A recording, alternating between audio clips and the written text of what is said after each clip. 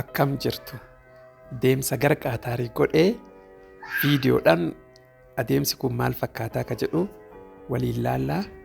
Jalqaba kun akkuma agartan maatiin erga odoo nun deemin dura du'aayii nu godhanii karaa seennee jechuudha. Manaa baanee eerpoortiin xiqqoo manarraa fagoodha. Deematuma turree akkuma agartan kun karoomarra jirra jechuudha. Firiiweeyii keessa seenne.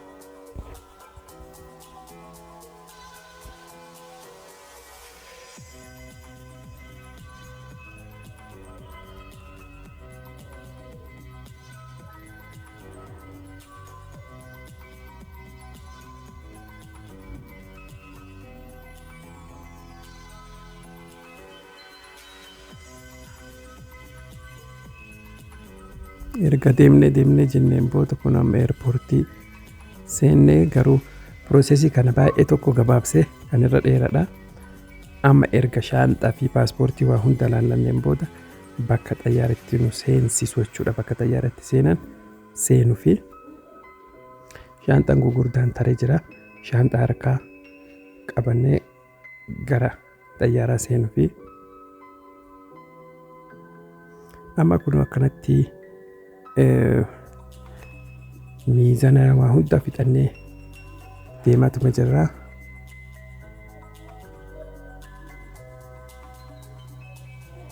Xayyaara seenaa jirra amma.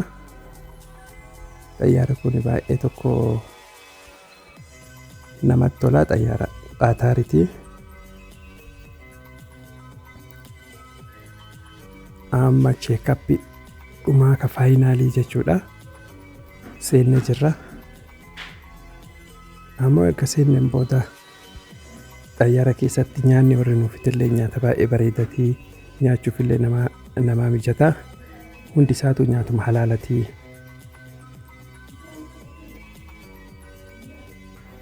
Erga hirriba ajaa'ibaa rafneen booda kunoo Doohaa seenuu fi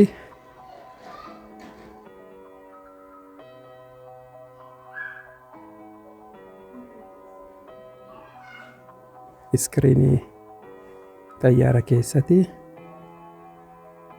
akkana jijjiiramaa sa'aatii addunyaa mul'isaa jechuudha. Warri kaabiin kiruu achi keessa jirus baay'ee tokko haala gaariidhaan nama tajaajilaa.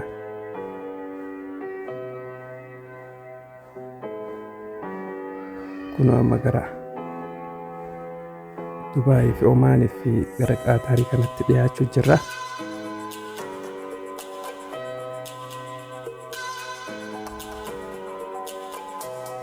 Bishaan irra jirra.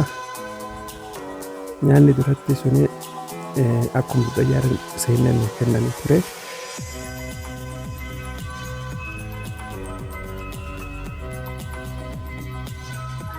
Kun Arabiyaan galfirra jirra jechuudha.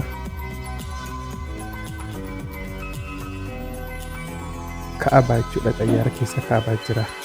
Qiblaa kallattii qiblaa mul'isu iskiriinii gubbaa mul'ata. Namni salaatuu barbaade salaachuu ni danda'a. Bakki salaataa xayyaara keessa ni jira. Nyaanni isaanii kun amma kun baay'ee tokko nyaata namatti tolu. Dhugaatiilee garaa garaa qabanii juusii qabanii shweepsii qabanii bishaan illee hin jira. Waan hunduu waan barbaadan. Ammoo iskiriinii gubbaatti geemii taphachuu dandeettanii muuvii ilaaluu dandeettanii akkuma xayyaara biraa jechuudha. Kunillee baay'ee tokko intarteementii qaba. Niwusii illee ilaaluu feetan ispoortii illee ilaaluu barbaadan xayyaara keessatti ofii qaba jechuudha. Geemii illee taphachuu barbaadan ni jira.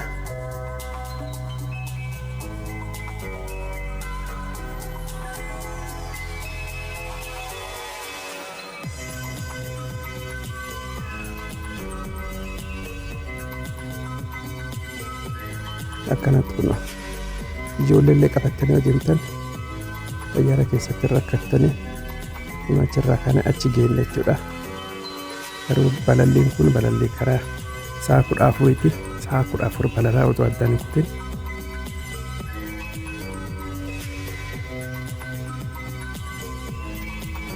Sa'a 14 guutuu osoo waan tokko hin sochoofne achiin baane jechuudha.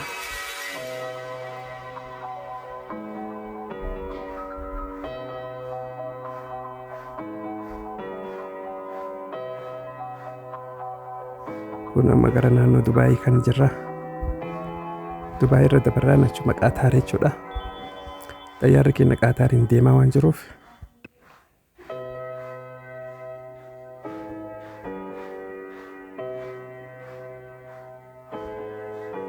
kun amma Qaataaritti dhiyaannee jirra. Manni fincaanii xayyaara keessallee haala kanaan jira. Manni fincaanii isaanillee baay'ee qulqulluu, baay'ee bareeda.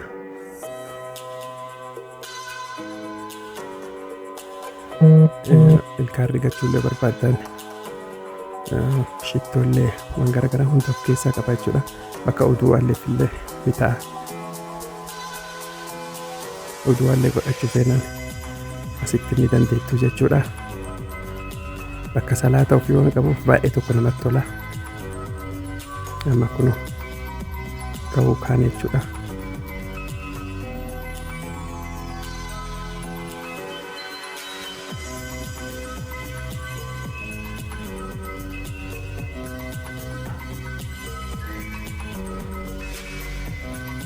Ga'uu kaan geenne erga geenne piroosesii dheeraadha. Shaanxaa keenya fattashanii paaspoortii ilaalanii. Amma kun Hamdaan Internaashinaal Eerpoortii Qaataariitti Dohaa keessatti argama. Of keessaa immoo bakka bashannanaa baay'ee qaba. Bakka bashannanaa kan keessa deemnee maaliif Qaataar keessa sa'aatii 12 turra guyyaa guutuu jechuudha. Ammoo namni viizaa nu harkaa qabnu qabu magaalaa keessallee eerpoortii keessallee baay'ee magaalaa daawwachuu ni danda'a. Baay'ee tokko namatti tola.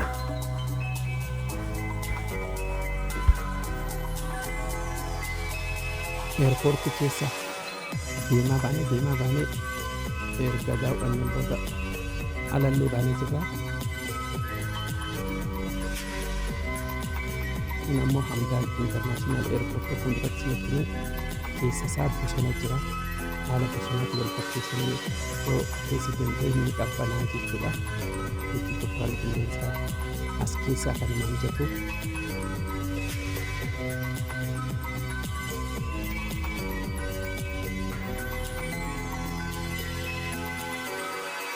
Maatillee qabatanii dhufnaan bakka ijoolleen itti taphattu, bakka namni gurguddaan irra taa'ee boqonnaa fudhatu, bakka hunda of keessaa qaba jechuudha.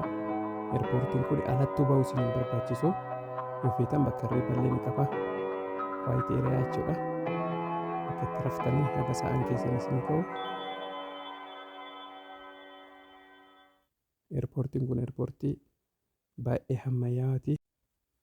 Viidiyoo ammoo erga eerpoortii keessa baanee Qaataariin daawwanne viidiyoo ittaan irratti isin fida. Hanga siifuu yeroo gaarii.